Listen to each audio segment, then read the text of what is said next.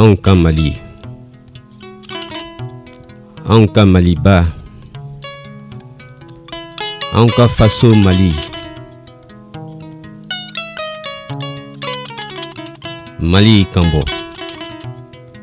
Faso Digmo, Mali Kambo, Anga Wili Wili Kan, Anga Oulame. Oui, Maliens et Maliennes. La patrie mère, le Mali, nous interpelle. Maliens et Maliennes d'ici et d'ailleurs, le Mali, notre patrie, nous invite à la sagesse. Le Mali crie au secours. Le Mali lance un appel à tous ses filles et fils à se donner la main dans une union sacrée pour lever la tête. Oui.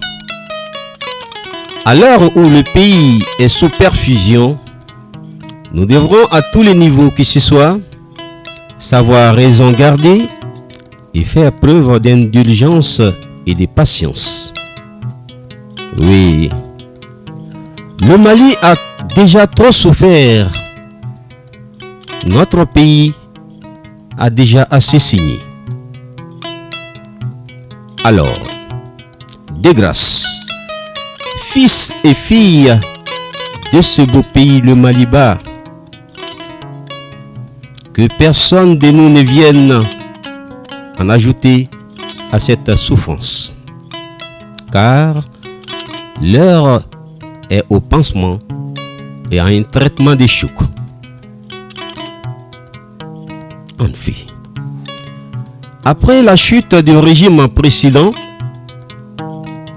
et 3 semaines seulement après la formation du gouvernement de transition, l'heure devrait être à l'union sacrée de tous les fils et filles de ce pays autour de cette équipe gouvernementale avec à sa tête le trio dont son Excellence le président Badao, son vice-président Assimi Goïta et le premier ministre son Excellence Mokhtar Wane.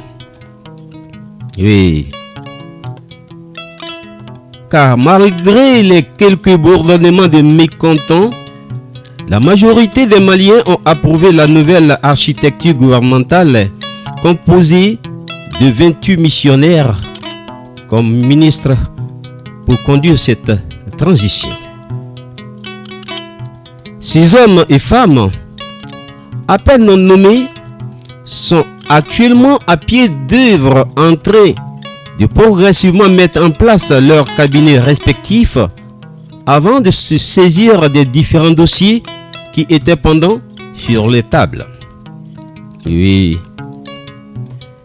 Personne n'est sans savoir qu'avant l'avènement de cette transition, plusieurs préavis de grève étaient en instance dans notre pays. Oui.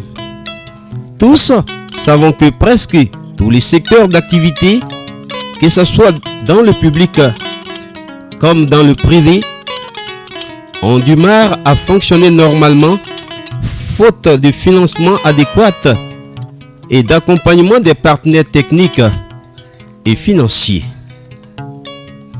Et cependant, allons-nous jeter le bébé avec l'eau? Loin s'en faut. Car c'est la vie et l'avenir de notre nation, le Mali, qui en pâtirait au détriment des populations qui n'aspirent actuellement qu'à la quiétude, la stabilité, une sécurité et à une prospérité partagée. Alors, Maliens et Maliennes d'ici et d'ailleurs, vaillants fils de ce beau pays, le Mali, sachons raison garder pour ne pas traduire le rêve tant souhaité par la majorité de la population et tout le peuple du Mali en cauchemar qui sera sans issue. Oui, il y a lieu de laisser le président Badao et ses collaborateurs le temps de mettre un peu de l'ordre dans la maison avant de prétendre résoudre les questions d'ordre institutionnel et structurel. Autrement dit, en voulant trop tirer sur la corde, l'on finit par la casser. Exigence d'hommes politiques par-ci, grève des organisations syndicales et professionnelles par-là, pendant que les terroristes prennent un village entier en otage. Ne pensons-nous pas que, malgré la légitimité de certaines revendications, qu'il faut souvent faire des sacrifices dans l'intérêt de la nation? Oui.